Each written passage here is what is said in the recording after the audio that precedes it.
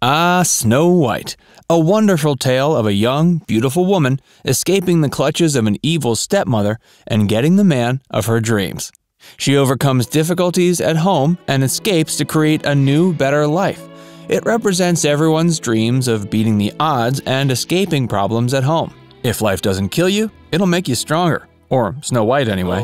At least that's what Disney would have you believe. The Disney tale itself is a bit odd and macabre in its own way by today's standards. The actual tale by the Brothers Grimm is, well, quite grim. Keep watching to see the gruesome side of Snow White that Disney doesn't want you to see. Once upon a time in Mainz, Germany. Our story starts with the typical sister of a powerful Archbishop of Germany. Okay, maybe not typical. The year is 1725 and the setting is in the Prince Elector's castle in Lohr am Main, around 100 kilometers west of Bamberg, in the south of Germany. It's there our heroine is born. Maria Sophia wasn't exactly a princess, but family members did describe her as the angel of mercy and kindness, as well as being charitable towards the poor and suffering in the hearts and minds of the people. She might as well have been born to be a Disney princess. Dr. Karl-Heinz Bartels is a fable researcher. He says that while Sophia's father, Philipp Christoph von Erthal, wasn't a king, he was treated as such by the local people of Lohr. Even though he wasn't royalty, his position as an ambassador for the Archbishop of Mainz meant that Christoph von Erthal rubbed shoulders with royalty enough to have that special sparkle you expect in a Disney story. In 1743, when Maria Sophia was 18, her mother died, and her father Philip was desperate to find a new wife to manage his children. He married Claudia Elizabeth Maria von Venningen, the Countess of Reichenstein. The quote-unquote evil stepmother was now in the house. Shortly after their marriage, von Erthal gave his wife a magnificent gift, a magic mirror over 1.5 meters tall, covered in elaborate flourishes and embellishments. According to Dr. Bartels, the mirror was made by von Erthal's own company around 1720 and can be viewed in the Spessart Museum. The museum even claims it's the mirror that inspired the Brothers Grimm in their famous fairy tale. In the fairy tale, when the evil queen gazed in and asked, "Who is the fairest in the land?" the mirror would reply, "My queen, you are the fairest in the land." But when Snow White turned 7 and became a great beauty, the mirror tells the queen, "You are the fairest here, so true, but Snow White is 1,000 times more beautiful than you." Let's pause for a moment to consider the Brothers Grimm tale involving a 7-year-old being a sought-after marriage prospect and love interest of the story. That truth bomb exploded over the queen resulted in a rage. She was determined to kill her beautiful stepdaughter so she could, once again, lay claim to the title, the fairest of them all. Will the real Snow White please stand up?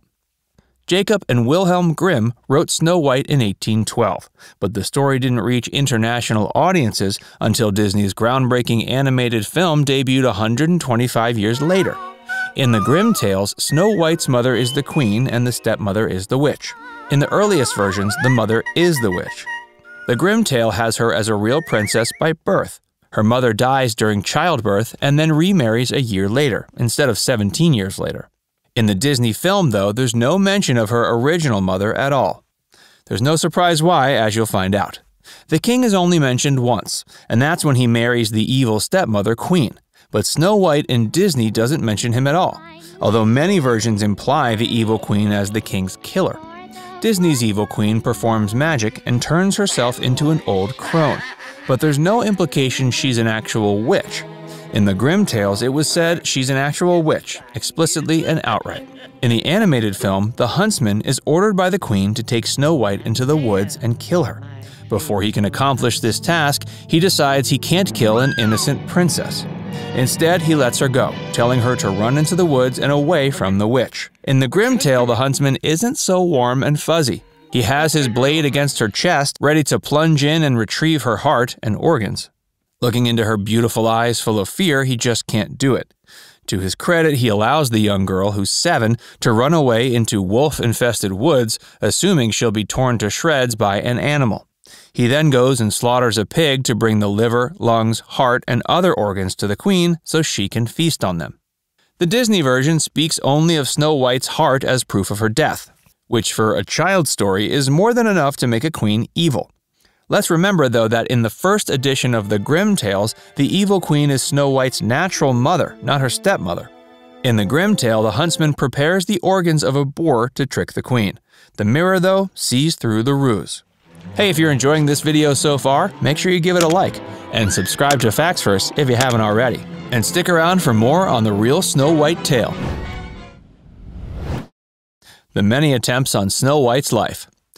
We don't believe Maria Sophia's life was under quite the threat that Snow White's was, and we have no evidence for an evil queen trying to kill her to feast on her organs.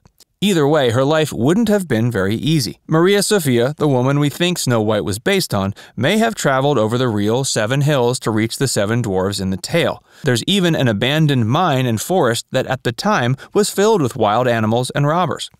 In the Grimm tales, the queen made several attempts on Snow White's life. She realizes that the organs were fake and tries to suffocate Snow White with a bodice or corset. Next, she tries a poisoned comb. Finally, there's the famous poisoned apple. Dr. Bartels claims that the area around Lore has many orchards, and she may have been poisoned by a black cherry. The dwarves may have actually been men of smaller stature that worked in the mines. Considering at this point Snow White is 7, in the Grimm tales not only is she a slow learner and quite gullible, but in an odd position. Her stepmother surely could have actually killed her by this point with little effort, and stayed out of sight. Also, it would be odd for a random 7-year-old girl to be living with 7 random men, even if they are of similar height to the girl. The prince is a creeper. In the movie, Snow White sings while doing her chores. The prince joins in and then moves on. Later, she's put into her magical, undying, unchanging slumber. In the Grimm tales, the prince comes along later and stays with the dwarves. The dwarves tell the prince of the attempts on the girl's life, and he decides to just bring her with him.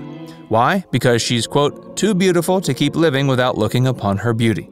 She wakes up in the animated film due to a true love's kiss. But in the tale, it's because a piece of the apple dislodges from her mouth or throat.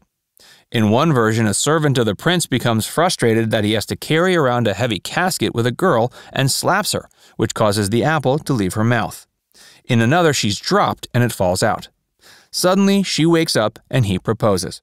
She decides, at 7 years old, that it's a good idea and marries him. What a creep he is.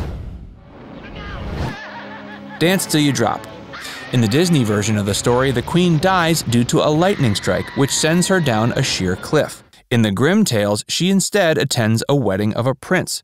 She's told by the mirror on the wall that the new bride is fairer than all the others in the land. Not being one to come in second place, she discovers that the bride is none other than Snow White. The prince, recognizing the witch, orders she be captured.